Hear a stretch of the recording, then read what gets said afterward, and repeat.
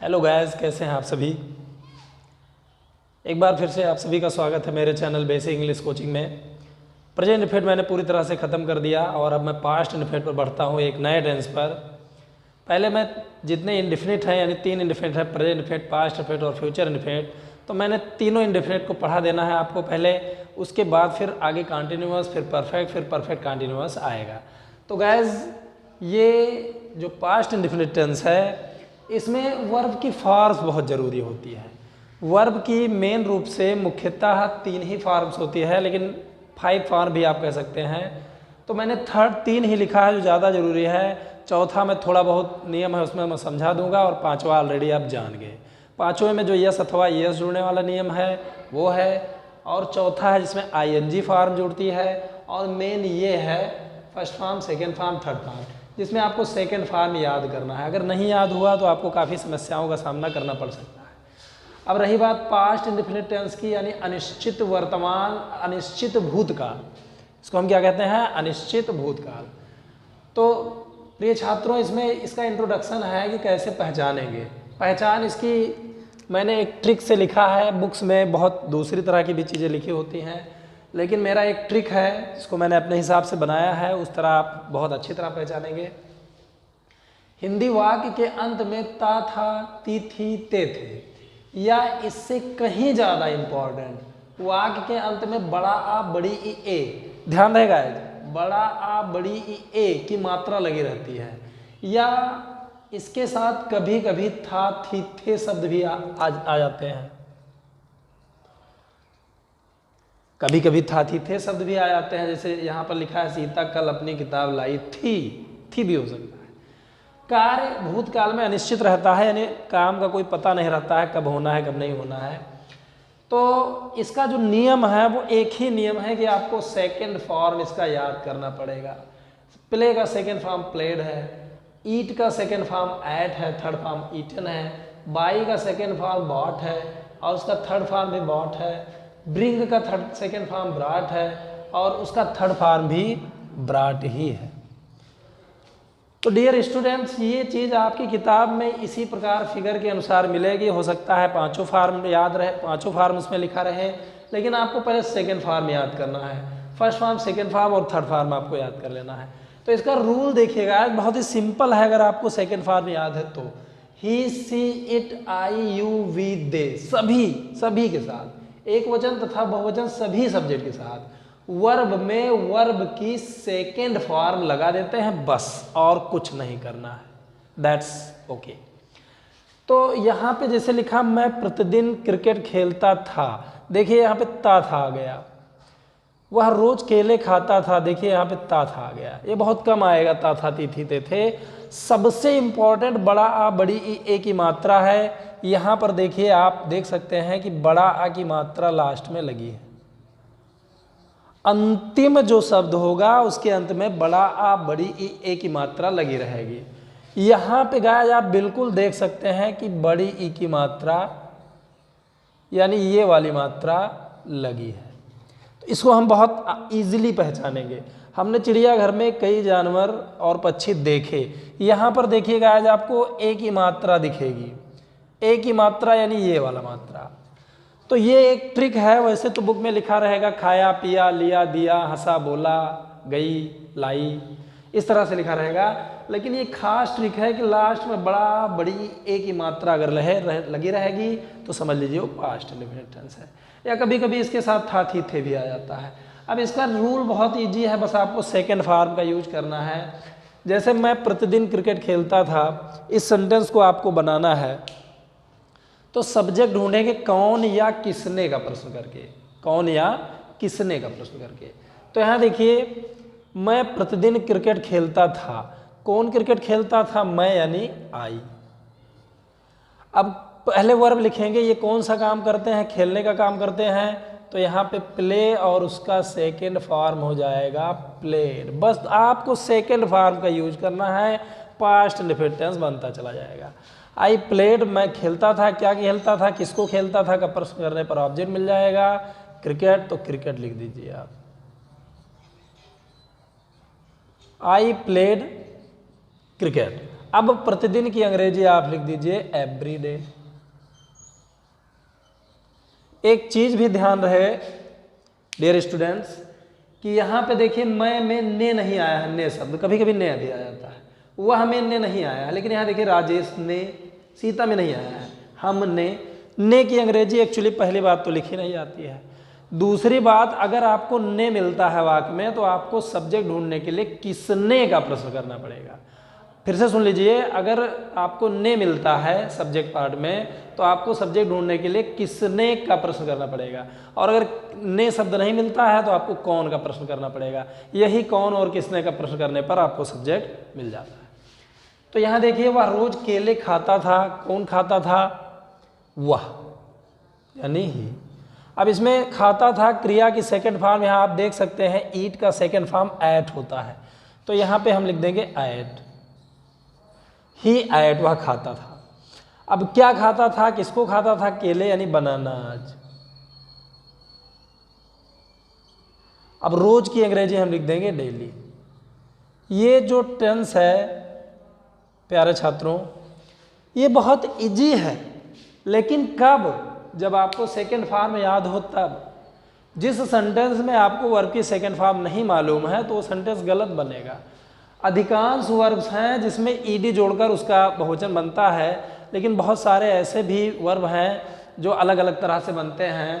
जैसे बाई का बाट हो गया, बाट हो गया, सी का सा सीन हो गया, कहीं कहीं बदलता ही नहीं है, रीड का रीड ही है, रीड ही है, कट का कट, कट कट।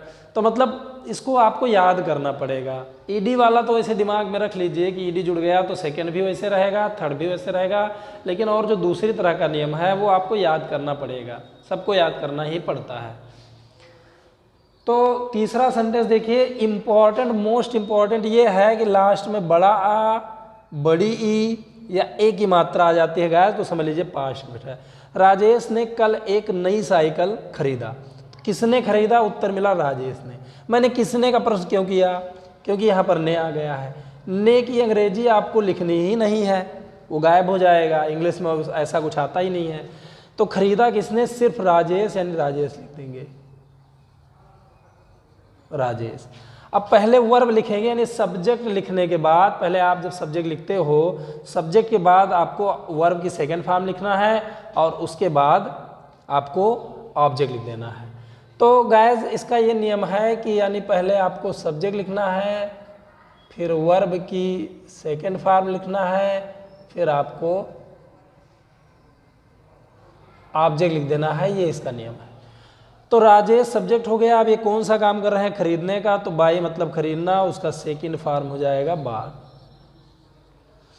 राजेश बाट, क्या खरीदा राजेश ने? एक नई साइकिल, ए न्यू, एक नई साइकिल की इंग्लिश होता है बाईसाइकिल। अब कल की अंग्रेजी हम लिख देंगे एस्टरडे, क्योंकि पास्ट में कल जो होता है वो बीत चुका होता है। फ्यूचर में, प्रेजेंट में टुमारो लग सकता है, कभी कभी प्रेजेंट में भी लगता है, लेकिन पास्ट में तो एस्टरडे लिखेंगे क्योंकि वो बीता हुआ कल होता है। तो बीते हुए कल के लिए हम एस्टरडे लिखते हैं और आने वाले कल के लिए हम टुमारो लिखते हैं। फिर सीता कल अपनी किताब लाई, बड़ी की मात्रा लगा हुआ, कौन लाई? सीता। तो सबसे पहले हम सीता यानी सब्जेक्ट को लिखेंगे SEET, सीता। अब पहले वर्ब लिखेंगे लाई। लाना की अंग्रेजी ब्रिंग होता है, लेकिन उसका सेकंड फॉर्म बाट होता है, तो उसको हम लिख देंगे पहले सीता। लाना की अंग्रेजी ब्रिंग, उसका सेकंड फॉर्म हो जाएगा ब्राट, सीता ब्राट। अब क्या लाई? किसको लाई? अपनी किताब। सीता यानी स्त्री के लिए अपना की अंग्रेजी हर होता है, मैं पहले ही बता चुका हूँ, हर। अब बुक लिख देंगे यहाँ पे। फिर कल की अंग्रेजी हम लिख देंगे एस्टरडे।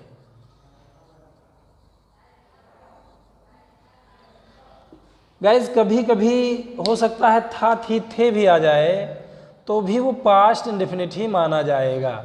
हो सकता है ऐसा लिखा रहे, सीता कल अपनी किताब लाई थी, तो सीता इसी तरह बनेगा, ब्राट हर बुक एस्टरडे, इसी तरह बनेगा। फिर अगला देखते हैं, हमने चिड़ियाघर में कई जानवर देखे, देखिए इसमें ए की मात्रा आ गई। The most important thing is that you will find बड़ा की मात्रा, बड़ी की मात्रा, ए की मात्रा, ये आपको मिलेगा। अब हमने चिड़ियाघर में कई जानवर और पक्षी देखे, किसने देखा? हमने। ने की इंग्लिश कुछ नहीं होती है, ने आ जाएगा तो किसने का प्रश्न करेंगे, तो यहाँ लिख दिए बी। अब देखना कि सी होता है, उसका सेकेंड फॉर्म सा होता है, वहाँ ऊपर आप देख सकते हैं सी का सेकेंड फॉर्म होता है सा। अब फिर बी सा हमने देखा, क्या देखा? उत्तर मिला कई जानवर और पक्षी, यानी कई की अंग्रेजी मैनी, जानवर यानी एनिमल्स, एंड पक्षी की इंग्लिश होता है बर्ड्स। अब चिड़ियाघर में इसको लिखेंगे इन द जू।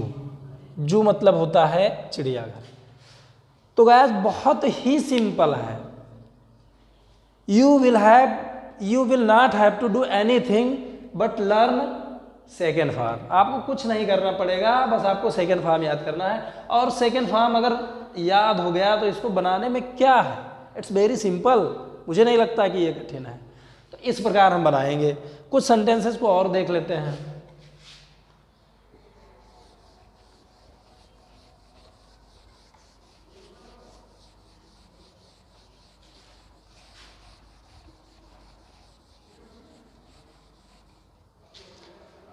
तो गाइस कुछ सेंटेंस आप और देखिए। नियम तो मैंने आपको बता ही दिया है ऊपर, थोड़ा सही से लिख देता हूं। वर्ब की सेकेंड फॉर्म लगेगी और ऑब्जेक्ट लिखा जाएगा। जैसे आ गया, मैंने हमेशा उसे एक पत्र लिखा।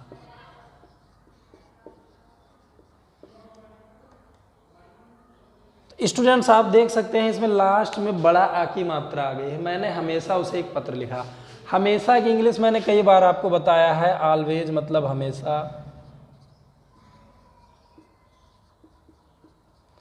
सदा या सदैव, ये मैं आपको बता चुका हूं। लेकिन इसका एक खास नियम है कि ये हमेशा सब्जेक्ट के बगल में लिखा जाता है। वैसे इसका नियम तो है सहायक क्रिया के बाद लिखा जाता है, लेकिन एक्चुअली इसमें सहायक क्रिया होती नहीं है। प्रेजेंट इनफिनिट के अफर्मेटिव में भी नहीं होती थी और यहाँ भी हेल्पिंग वर्ब नहीं है, तो इसलिए सब्जेक्ट के बगल में लिखा जाएगा। तो इसके देखिए, मैंने हमेशा उसे एक पत्र लिखा। लिखा किसने?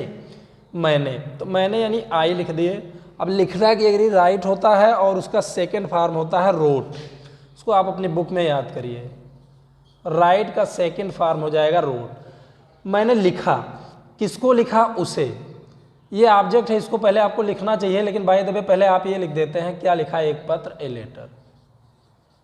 अगर थोड़ा सा आप उल्टा करेंगे, पहले इसको लिख देंगे तो टू लग जाएगा, टू हिम। लेकिन अब इसमें अगर हमेशा इंसर्ट करना हो, सेंटेंस तो बन गया, लेकिन हमेशा इंसर्ट करना हो तो हमेशा सब्जेक्ट के ठीक बाद में होता है, यानी आई ऑलवेज। तो इस तरह का आज हम ट्रांसलेशन बनाएंगे। I always wrote a letter to him. अब मैं एक और सेंटेंस बताता हूं जिसमें मैं पहले ही ऑलवेज लिखता हूं। उसने सदैव सत्य बोला।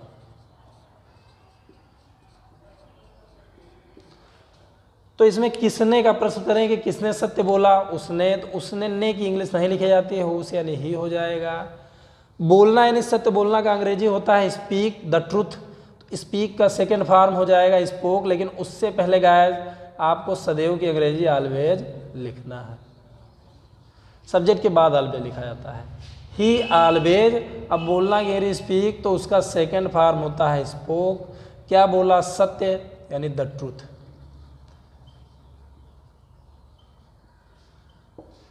गाइस ये चीज़ ध्यान रखिए कि आपको सेकेंड फॉर्म नहीं याद है तो you will surely face some problems to translate past indefinite tense. और देखते हैं sentence.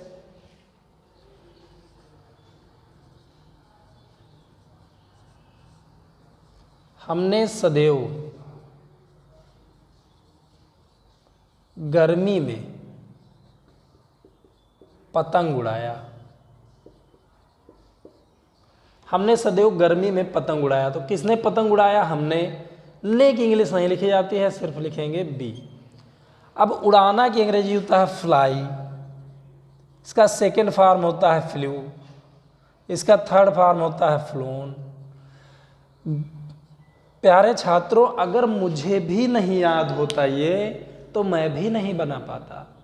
It means you will have to learn all the first, second and third forms, otherwise you will be unable to translate past indefinite tense।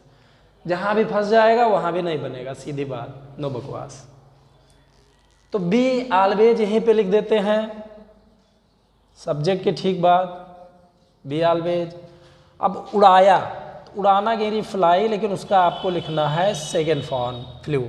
We always flew, क्या उड़ाया, किसको उड़ाया? उत्तर मिला पतंग, the kite.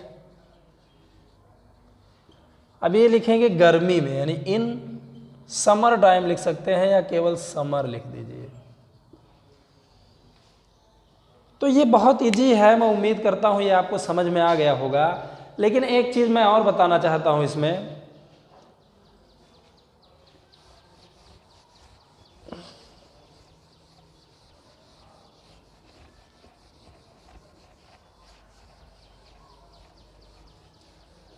एक चीज़ मैं ये बताना चाहता हूँ कि कभी कभी इसमें हिंदी वाक्य के बीच में तो या अवश्य या जरूर शब्द आ जाता है। तो क्या करते हैं, सब्जेक्ट के बाद डिड लगाते हैं, सब्जेक्ट के बाद डिड, और तब वर्ब की फर्स्ट फॉर्म आएगी। बहुत ज़्यादा जोर देते हैं, बलपूर्वक कहते हैं मैंने खाना खाया तो, मैंने तो खाना खाया, वह घर तो गया, इस तरह सेंटेंस आ जाता है। तो इस तरह बन जाएगा, जैसे सेंटेंस आ गया, वह घर तो गया, हमने अखबार पढ़ा तो, ये सब कभी कभी आ जाता है।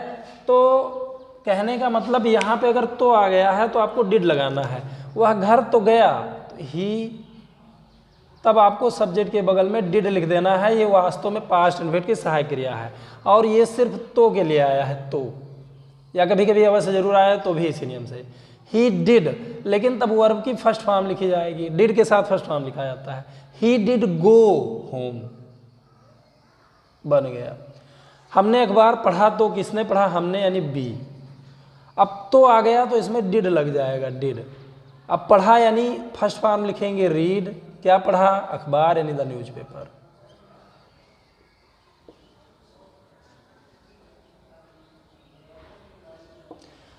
तो गाइज इस तरह से हम बनाएंगे। इसमें कुछ अलग नियम भी आते हैं, कुछ मॉडल ऑक्सिलरीज भी आती हैं, और वो आपकी बुक में हो सकता है दी गई हो। जैसे कि सकता था, सकती थी, सकते के थे के लिए कुड लगाकर वर्ब की फर्स्ट फॉर्म लिखेंगे। और कभी कभी इससे आदत प्रकट होता है, कभी कभी इससे आदत प्रकट होता है। जैसे कहा जाए वह